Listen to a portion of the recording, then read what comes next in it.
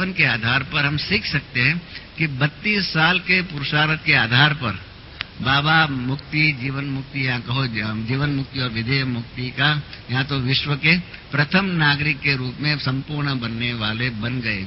इस प्रकार का ज्ञान का सैंपल कहो बाबा का जीवन हमारे सामने है। हमें और कुछ नहीं करना है। बाबा ने भी कहा अभी जो है ब्रह्मचारी बनिए, ब्रह्मचारी नहीं सिर्फ परंतु ब्रह्मचारी, ब्रह्मा बाप को फॉलो कीजिए। एक साधारण सवाल मैं आप सबसे पूछता हूँ, ब्रह्मा बाबा ने अपनी दृष्टि और वृत्ति में कितना परिवर्तन किया और कितनी बड़ी चैलेंज थी उस जमाने में। गृहस्थ व्यवहार में रहने वाले थे, उनको अपनी लौकिक पत्नी, अपने बच्चे आदि सब कुछ थे, परंतु बाबा ने ऑर्डर किया कि बच्चा तुम आज से आदि देव बन गए, प्रजापिता ब्रह्मा बन गया, इसलिए तेरा जो है अपने कौटुंबिक जीवन के जो भी साथी है उसके प्रति तेरी दृष्टि बदली हो जानी चाहिए। अभी से अभी तेरी जो पत्नी जो है वो भी तेरी बच्ची है, बच्चे बाकी भी जितने भी बच्चे हैं उसी प्रकार से तेरे शरीर के भी जो लौकिक बच्चे जो है वो भी उस प्रकार से। तो उस प्रकार से इन्होंने अपने दृष्टि और वृत्ति के अंदर परिवर्तन किया और उसके परिणाम रूप क्या हो गया हमारे बाबा के जीवन के अंदर। मैंने तो कई बार देखा हुआ था, कभी भी ये लौकिकता की बात कहो ये उनके पुरुषार्थ के अंदर कभी भी उनके जीवन व्यवहार से कभी भी दिखाई नहीं पड़ती थी। हम अपने जीवन को देखें, बाबा ने भी कहा हुआ है कि अभी आपका ये 84वां जन्म है, 83वें जन्म के जो भी संबंध है शरीर के आधार पर, चाहे पति का, चाहे पत्नी का, चाहे बच्चों का, चाहे भाई का, चाहे बहन का, माँ बाप आदि के रूप का जो भी संबंध है उन सभी संबंधों में परिवर्तन होना चाहिए और आपका एकमात्र संबंध या दूसरा संबंध जो भाई भाई का आत्मा के रूप में एकमात्र संबंध हो सकता है भाई भाई का, नहीं तो दूसरा संबंध है शरीर के रूप में ब्रह्मा के संतान के रूप में, ब्रह्मा कुमार कुमारी के रूप में आपस में भाई बहन का संबंध होना चाहिए। इसके अलावा और कोई प्रकार की दृष्टि वृत्ति या संबंध याद नहीं आना चाहिए।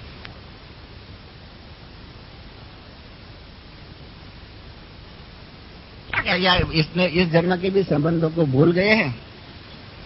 बड़ी दीदी की मैं बात बताऊं, बड़ी दीदी जब दिल्ली में थे रजौरी गार्डन में, तो उनके लौकिक पति ने शरीर छोड़ दिया, ऐसा टेलीग्राम आया, उसमें लिखा था गोपी का पति ने शरीर छोड़ दिया। तो दीदी जो है सबको बताने लगी गोपी का पति ने शरीर छोड़ दिया, गोपी का पति ने शरीर छोड़ दिया, गोपी का पति ने शरीर छोड़ दिया। उनको ये महसूस भी नहीं होता था कि ये गोपी मैं हूँ और मेरे पति ने शरीर छोड़ा। इतने तक 83वें जन्म के संस्कार कहो, 83 के जन्म के संबंध जो है वो भूल गए थे कि 83वें जन्म के आधार पर मैं गोपी हूँ और मेरे लौकिक पति ने शरीर छोड़ दिया है। उस प्रकार का टेलीग्राम मैं खुद पढ़ रही हूँ, परंतु फिर भी उनको वो बात याद नहीं रही कि मेरे पति ने शरीर छोड़ दिया और उसके कारण उसको कुछ दुख हो, कुछ भी हो, कुछ भी नहीं हुआ। जब औरों ने कहा अरे दीदी ये तो आपके लिए टेलीग्राम है, तो कहा अच्छा ये मेरे लिए है। तब उन्होंने कहा अच्छा ठीक है जो भी हुआ उसका। इस प्रकार से अपने 83वें जन्म के संस्कार, संबंध आदि जो भी है उसको भूलना इतने तक हमने किया है। हम तो और ही वकालत कर लेते हैं। हाँ, कोई किसी को क्रोध का होता है, क्या करे ये तो हमारा संस्कार है, करते हैं या नहीं? अपने आप से पूछिए। हम अपने पुराने जन्म के संस्कारों को अभी भी उसकी वकालत करते हैं कि बाबा हम क्या करें, हमारा तो स्वभाव है। कई माताएं जो रो लेती है, कहती क्या करे, रोना तो हमारा स्वभाव है। भाइयों को कभी क्रोध आ जाता है, कहते क्या करिए, तो हमारा पुराना संस्कार है, मोह ममता आदि के। इस प्रकार से हम अपने कमजोरी के वकील बनते हैं। साइकोलॉजी में कहा हुआ है, बहुत सुंदर एक सिद्धांत है कि if you defend your own weaknesses then you will never be able to master those weaknesses.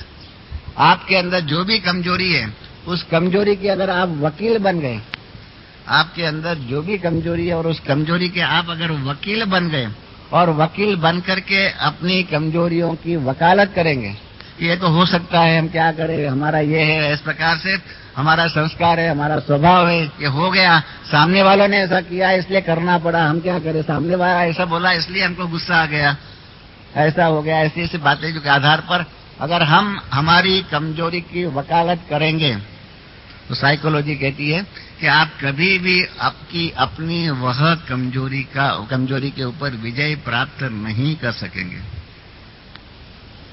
तो इसलिए आपको अपनी कमजोरी जो है, आपकी अपनी कमजोरियों को विजय प्राप्त करना है, तो आप कभी उसकी वकालत मत कीजिए। और जो भी बातें हो रही है, होने वाली बातें जो भी है, उसके आधार पर, सच्चाई और सफाई के आधार पर जीवन व्यवहार करके, जो भी बाबा की श्रीमत है, इन श्रीमतों के आधार पर जो भी अपना कार्य करना चाहिए, पुरुषार्थ में तीव्रता लानी चाहिए।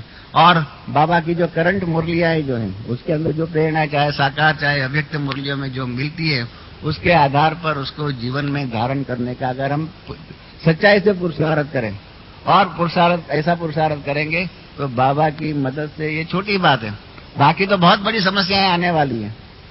जो कंप्यूटर्स आदि को जानते हैं उनको मालूम है कि 31 दिसंबर 1999 के दिन जो भी समस्या कंप्यूटर के कारण होने वाली है, बहुत बड़ी समस्या होने वाली है, जिसको अंग्रेजी में कहते हैं Y2K प्रॉब्लम या मिलेनियम बग के रूप में कहते हैं, जिसके लिए वो समस्या दूर करने के लिए खर्च जो करना है, क्योंकि कंप्यूटर के प्रोग्राम बनाने वालों ने गलती कर दिया है।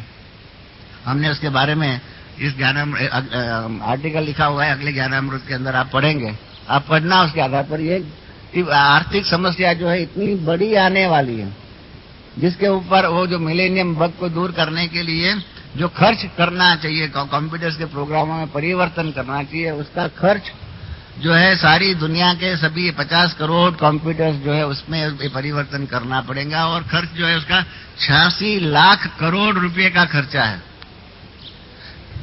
3 ट्रिलियन डॉलर्स का खर्चा है, 86 लाख करोड़। भारत सरकार की 2 लाख करोड़ की आमदनी जो होती है, उससे 43 टाइम्स भारत सरकार की जो आमदनी है उसके ज्यादा, 43 टाइम्स ज्यादा जो है, ये खाली एक छोटी सी मिलेनियम बग या Y2K प्रॉब्लम दूर करने के लिए खर्च होने वाला है। जो खर्च पहला विश्व युद्ध के अंदर जितना आर्थिक खर्च हुआ, रुपयों मतलब डॉलर आदि का जो खर्च हुआ, इनसे ज्यादा खर्च एक छोटी सी गलती के कारण कंप्यूटर के प्रोग्रामों में हो चुकी है, जिसके परिणाम रूप बहुत कुछ हो सकता है। मिलिट्री वाले भी कहते हैं कि हमारे कई प्रोग्राम जो है कंप्यूटर बेस्ड बन गए हैं, और कंप्यूटर जब बिगड़ जाएगा या कंप्यूटर में गलतियां हो जाएंगी तो हमारे बम जो है, टाइम बम आदि जो भी है, फटेंगे। क्या हो सकता है मालूम नहीं है। हवाई जहाज की कंपनियां भी कह रही है कि उस दिनों में हम हवाई जहाज बंद कर देंगे। रेलवे की बुकिंग भी कई बातों की समस्याएं खड़ी हो जाएंगी। अनेक प्रकार की समस्याएं एक खाली आर्थिक छोटी सी बात के कारण होने वाली है। पहला और दूसरा विश्व युद्ध अस्त्र शस्त्रों के आधार पर हुआ, परंतु ये आर्थिक समस्याओं के आधार पर जो समस्याएं आने वाली है, वो तीसरा विश्व युद्ध जब भी होगा। परंतु ये तो निश्चित है 31 दिसंबर तक क्या होगा। सारी दुनिया के कंपनियां, सरकारों ने इसके लिए कानून बनाए हुए हैं कि मिलेनियम बग जो उसके ऊपर सबको करना चाहिए परिवर्तन।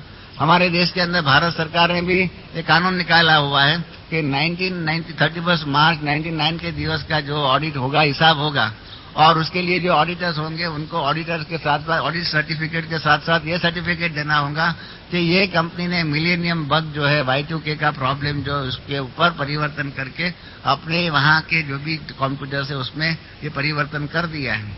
उस प्रकार का एक समस्या का समाधान करने के लिए प्रयत्न कर रहे हैं। और काफी समय से 10-12 साल से सभी कंपनियां आदि के लिए सबको ये मालूम है ये समस्या है, तो भी आज के दिन जो है ना 60% कंपनियां, हॉस्पिटल, सरकारें आदि ने ये प्रोग्राम जो है उसमें परिवर्तन नहीं किया हुआ है। और इसलिए क्या हो जाएगा, कंप्यूटर जो है उसके आधार पर 31 दिसंबर 1999 के बाद 1 सेकंड के बाद जो 1 जनवरी होगी वो 2000 की नहीं होंगी कंप्यूटर के लिए, परंतु 1900 की होंगी। 100 वर्ष घड़ी जो है कंप्यूटर जो है पीछे चला जाएगा। हम बच्चों के लिए नहीं होगा, हम बच्चे तो यहाँ बैठे हुए होंगे, बाप दादा जो है 31 दिसंबर को इनवेरिएबली आते हैं और 31 दिसंबर की बाबा की मुरली और बाबा से 1 जनवरी का संदेश, केक कटिंग आदि हम करेंगे। तो दुनिया के लिए बहुत बड़ी भारी समस्या आने वाली है। मैं आपको एक ही समस्या बता देता हूँ कि ऐसी समस्या आने वाली, ऐसी आर्थिक समस्याएं बहुत आएंगी और उसके परिणाम रूप क्या होगा। जिन्होंने सफल नहीं किया हुआ होगा, जिन्होंने जो सफल किया हुआ नहीं होगा, उसके लिए क्या होगा।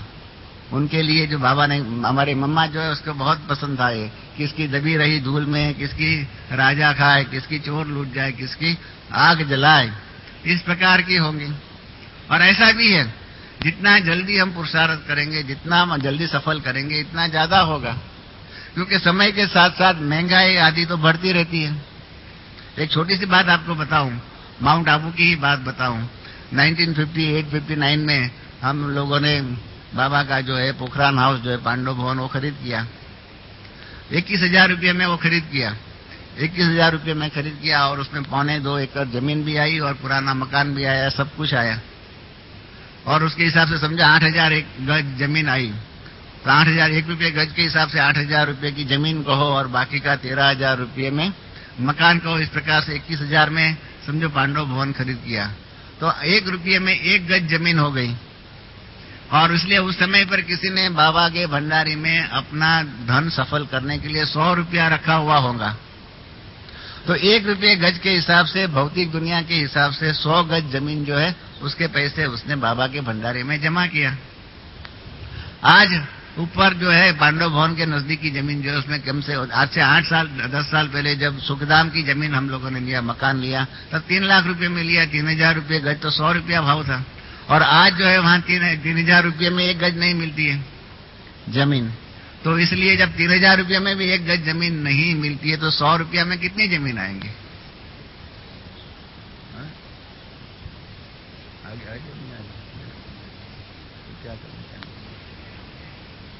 तो मैं आपको ये बता रहा था कि उस जमाने में 1 रुपये गज थी, आज 3,000 रुपये गज है।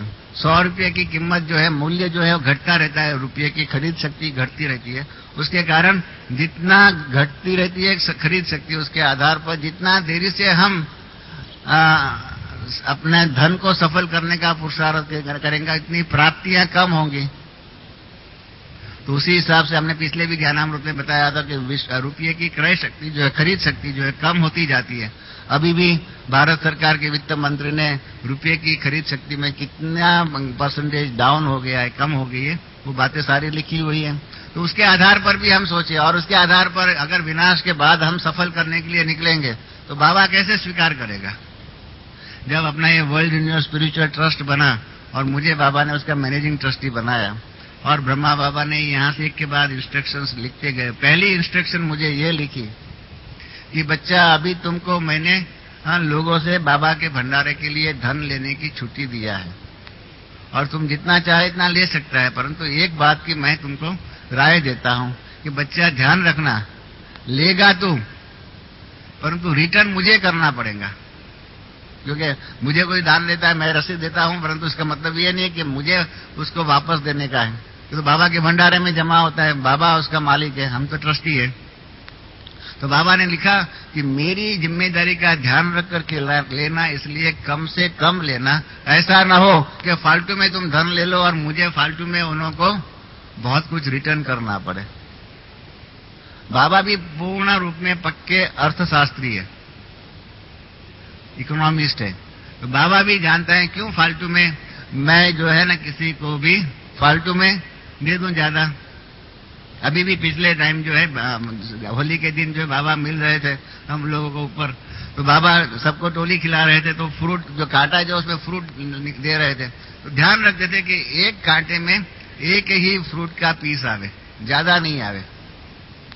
और जब मेरा जो टर्न आया तो मुझे 2 पीस दिया। तो मेरे पीछे में खड़ा था रमेश भाई, बाकी सबको 1 दिया, आपको क्यों 2 दिया? मैंने कहा इसका कारण है, मैंने बाबा को उषा की भी याद दिया है, इसलिए 2 दे रहे कि 1 मेरा और 1 उसका। बाकी बाबा बहुत बहुत ध्यान रख करके करता है काम। तो यही बाबा की बात है कि विनाश के बाद या विनाश के समय पे या अंतिम दिनों में आप अपना तन मन धन जो भी है उसको सफल करने के लिए निकलेंगे, नहीं होगा, यज्ञ स्वीकार नहीं करेगा, बाबा भी स्वीकार नहीं करेगा। इसलिए समय से पहले सावधान होकर के अपने पुरुषार्थ के अंदर परिवर्तन करना चाहिए। और ऐसे भी बाबा ने अभी भी लास्ट मुरली में यही कहा कि अंतिम समय में अगर आप कुछ भी कर लो तो उसका फल इतना लंबा नहीं होगा, क्योंकि बहुत समय का अभ्यास चाहिए और बहुत समय के अभ्यास होगा तो आप सफल होंगे, नहीं तो आप सफल नहीं हो सकेंगे, ये हकीकत है। तो इसलिए बहुत समय का अभ्यास चाहिए, बहुत समय के अभ्यास और अनुभव चाहिए। बाबा और अन्य धर्म स्थापकों के कार्य में यही जबरदस्त फंडामेंटल फर्क है। यह सूक्ष्म फंडामेंटल फर्क जो है हमारे कई बहनों भाइयों के ध्यान में नहीं है। क्या है कि दुनिया के अन्य धर्म स्थापक जितने भी अन्य धर्म स्थापक हैं, इन्होंने, बाबा ने जो ज्ञान अभी बताया, इसके लिए मालूम पड़ा कि वह धर्म स्थापकों ने अपना धर्म स्थापन किया और कार्य अगर आधा भी रह गया, बाकी भी रह गया है, तो वही धर्म स्थापक फिर अन्य नाम रूप के आधार पर जन्म लेकर के अपने धर्म की स्थापना और उसके बाद पालना का कार्य कर रहे हैं, अभी भी कर रहे हैं, भिन्न भिन्न नाम रूप से। तो अन्य धर्म स्थापक जो है, उनको अपना कार्य बाद में भी, एक शरीर छूट जाए तो दूसरा शरीर और तीसरा शरीर, चौथा शरीर, इस प्रकार से अपने धर्म का कार्य की और अपने धर्म के लोगों की पालना, वृद्धि आदि के लिए मार्जिन है। बाबा को ये चांस नहीं है। बाबा संगम युग में आते हैं, सतयुग में नहीं आ सकते हैं। आएंगे क्या? सतयुग में बाबा आएंगे? नहीं आएंगे। तो बाबा और ड्रामा को ये देखना का है कि अभी संगम युग में ही हम बच्चों को संपूर्ण बना करके विश्व के कारोबार के लिए लायक बनाना है, जिसको मैं कहता हूं डीटीइज्म, दैवी स्वराज्य के कारोबार की सब प्रकार की विधियां, प्रणाली आदि के लिए हमको एक्सपर्ट बनाने हैं, अनुभवी बनाना है। आज कम्युनिज्म देख लीजिए। कम्युनिज्म 1918 या 19 के बाद शुरू हुआ रशिया में और 6-8 साल पहले वो खत्म हो गया। 70 साल तक चला, मुश्किल से, ज्यादा चला नहीं। सोशलिज्म जो है, समाजवाद जो है, इंग्लैंड से अंदर शुरुआत हुई और इंग्लैंड की लेबर पार्टी ने शुरुआत की, लॉर्ड इटली आदि ने जो किया, और उसके बाद 25-30 साल में वो समाजवाद भी कानून के दृष्टिकोण से एक राज्य पद्धति के हिसाब से खत्म हो गई। उसकी भेंट में 2500 वर्ष तक अखंड अटल निर्विघ्न राज्य सत्ता चलाने का कारोबार हम बच्चों के हाथ में बाबा दे करके बाबा ऊपर परम धाम के अंदर विश्राम करेंगे। तो इसलिए हम बच्चों को संपूर्ण लायक बनाना है, और लायक ड्रामा बाबा और हमें अपने पुरुषार्थ के द्वारा बनेंगे। बाबा की परीक्षाओं में पास होना होगा, ड्रामा की परीक्षाओं में पास होना होगा, और ऐसे जो पास होंगे वही विश्व के कारोबार के लिए लायक होंगे। तो ये बाबा के कर्तव्य और दुनिया के अन्य धर्म स्थापकों के कर्तव्य में ये जमीन आसमान का फर्क है। और उस फर्क के आधार पर क्या हो गया, बाबा हम बच्चों के जीवन में ये परिवर्तन इतना चाहते हैं कि ऐसा परिवर्तन हो कि हम विश्व के कारोबार के लिए लायक बने, उसके लिए अनुभवी बने। अनुभव नहीं होगा तो हम कार्य कैसे कर सकेंगे? नहीं होगा तो गलतियां करते रहेंगे। हमने ज्ञानामृत में इसके लिए लिखा हुआ है कि अनुभव नहीं होगा तो क्या होगा। जब भारत आजाद हुआ उसके लिए जो है transfer of power bye midnight, जो अंग्रेज लोगों ने किताब लिखी हुई है भारत, ये बहुत सुंदर किताब है। उसके अंदर ये बात लिखी हुई है कि जब भारत आजाद हुआ उसके बाद हिंदू मुसलमान के राइट्स बहुत हुए और खून की नदियां जो है बहुत बही।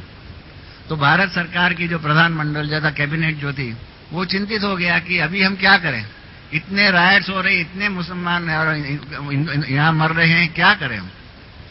तो कैबिनेट की मीटिंग में जवाहरलाल नेहरू ने प्रस्ताव रखा, लॉर्ड माउंटबेटन अभी भी भारत का वाइसरॉय को या गवर्नर जनरल के रूप में मौजूद है और उन्हों को इन बातों का अनुभव है। इन्होंने सेकेंड वर्ल्ड वॉर में जापान के सामने युद्ध करने में वो सरसेनापति थे, उनको इस बात का अनुभव। इसलिए हम रेजोल्यूशन पास करते हैं कि हम सारी सत्ता के सूत्र लॉर्ड माउंटबेटन को देते हैं, ताकि लॉर्ड माउंटबेटन भारत के अंदर जो राइट्स हो रहे हैं वो राइट्स खत्म करने में हमको मदद करे। वो जो मार्गदर्शन देंगे उस प्रकार से हम करेंगे।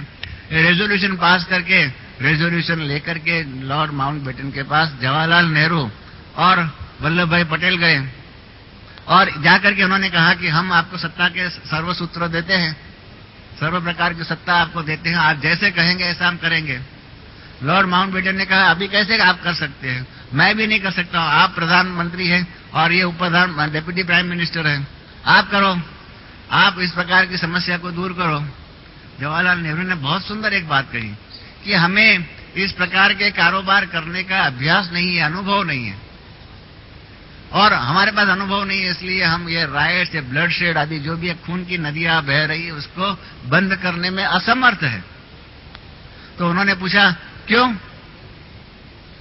आप असमर्थ हैं? कहा हमारी सारी उम्र तो जो है भारत को आजादी दिलाने में, सत्याग्रह करने में, जेलों में जाने में, इनमें बीत गई। राज्य कारोबार चलाने का हमारे पास अनुभव नहीं है, इसलिए हम आए हुए। आपके पास अनुभव है, आपने सेकंड वर्ल्ड वॉर में बहुत अच्छी रीत से ये कारोबार करके जापान के सामने युद्ध करके जापान के सामने विजय प्राप्त किया है। हमको विश्वास है कि आपके पास ये अनुभव के आधार पर आप तुरंत भारत के अंदर जो खून की नदियां बहती है वो दूर हो जाएंगी। ऐसे ही नया विश्व के जब रचना हो जाए और बाबा हमको सत्ता का सूत्र दे दे, जैसे लोगों ने जवाहरलाल नेहरू आदि को दे दिया, पर उनके पास अनुभव नहीं था, वो असफल रहे। ऐसा जब सत्ता का सूत्र हमको सतयुग में मिल जाए तब बाबा को हम कहे, बाबा हम क्या करें, हमने तो सारी जिंदगी पुरुषार्थ में इन सब बातों में ही बिताई, हमको विश्व का कारोबार करने का अनुभव अभ्यास नहीं है, हम नहीं कर पाएंगे। तो क्या होगा? ये कार्य या इस प्रकार की वकालत हम बाबा के सामने, जैसे जवाहरलाल नेहरू ने और वल्लभ भाई पटेल ने लॉर्ड माउंटबेटन के सामने किया और लॉर्ड माउंटबेटन ने मान लिया और काम किया। 4-5 दिनों के अंदर सारे भारत के अंदर रक्तपात जो है, खून की नदियां बहना बंद हो गया। ये हकीकत है। परंतु ऐसा बाबा को हम कैसे सत्युग में कह देंगे, बाबा हमारे में ताकत नहीं है, आप ही आकर के कारोबार संभालो।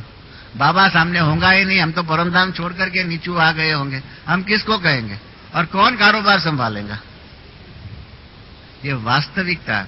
और इसलिए बाबा इन बातों को ड्रामा भी, बाबा जैसे बाबा ने एक मुरली में बताया है, या ज्ञानामृत के किसी एक ने कहा कि कोई मटका भी खरीद करता है ना, तो टक टक करके देखता है कि ये मटका जो है वो पानी रखने के लिए उसमें पानी रहेगा या नहीं, उसमें क्षमता है या नहीं, उसमें कोई सुराग है या नहीं। एक मटके के लिए भी इतनी परीक्षा लेते हैं, तो विश्व के कारोबार करने के लिए लायक है या नहीं, इसकी परीक्षा बाबा नहीं लेगा क्या? तो इसलिए ऐसी परीक्षाओं के लिए हमें तैयार रहना चाहिए। और मैं आपको बताऊं, बाबा की परीक्षाएं, आप देरी से आए बहुत अच्छा है, क्योंकि बाबा जो है ना टास्क मास्टर था, एकदम टास्क मास्टर। काम हो जाना चाहिए, समय पर होना चाहिए। एक बार मैं मधुबन में आया हुआ था और जगदीश भाई ने कुछ लिख करके भेजा, तो मुझे कहा कि आप कल ये पढ़ना और कल मुझे बताना। तो मैंने समझा कल माना सारा दिन कल का होगा। तो दूसरे दिन शाम को तो दिया था, दूसरे दिन मुरली के बाद फौरन पूछा कि बच्चा तुमने पढ़ा? मैंने कहा नहीं बाबा। बाबा ने कहा क्यों? मैंने तो कहा था ना कल पढ़ के देना। मैंने कहा मैंने समझा कल माना सारा दिन। बाबा ने कहा नहीं, कल माना सुबह 4 बजे में मुझे देना चाहिए, सारी रात जाग करके आपको पढ़ना चाहिए। कल माना बेफिक्र बादशाह होकर के सारा दिन बैठ करके ढक दिया कि ऐसे नहीं चलेगा, लाओ मेरे को, मुझे वापस लाओ, मैं पढ़ूंगा और मैं जवाब बच्चे को दे दूंगा। तो देखिए बाबा की बड़ी भाषा। कल माना मैंने समझा 24 घंटा मिल गया दिन में, सारा दिन में कभी भी मैं पढ़ लूंगा। और बाबा इतना टास्क मास्टर था, कहा नहीं सुबह माना कल सुबह प्रातः क्लास में के फौरन बस के बाद देना चाहिए, पढ़ लेना चाहिए, रात को भी जाग करके। बॉम्बे में थे कुंज दादी, हमारी जो है अभी जो पटना सेंटर की इंचार्ज है, वो बॉम्बे में थी। तो बाबा का टेलीग्राम आया कुछ बच्ची को कि रीच कानपुर ऑन मंडे। तो उन्होंने शुक्रवार को टेलीग्राम आया, कहा रमेश भाई शुक्रवार शाम को गाड़ी में बैठूंगा, तो या तो सॉरी शनिवार को टेलीग्राम आया, कहा शनिवार रात को मैं गाड़ी में बैठूंगी तो सोमवार सुबह पहुंचूंगी। मैंने कहा नहीं, उसमें तो लिखा हुआ है कि आप सोमवार को पहुंचो, माना जब भी कानपुर पहुंचो तो आप सोमवार को पहुंचो। मैंने वकालत किया तो कहा दादी ने कहा बाबा के सामने वकालत नहीं चलती है। बाबा ने तो लिखा है कि सोमवार को पहुंचो, माना पहला ही सोमवार को पहुंचना चाहिए। अगर मैं पहले सोमवार को नहीं पहुंची तो बाबा मुझे कहेंगे बच्ची तो फेल हो गई। मैंने कहा अच्छी बात है, तो मैं तो टिकट का बंदोबस्त करता हूँ। कहा टिकट नहीं मिले, रिजर्वेशन नहीं मिले तो बिना रिजर्वेशन में जाऊंगी, परंतु जाऊंगी। मैं बाबा की निगाहों में फेल होना नहीं चाहती हूँ।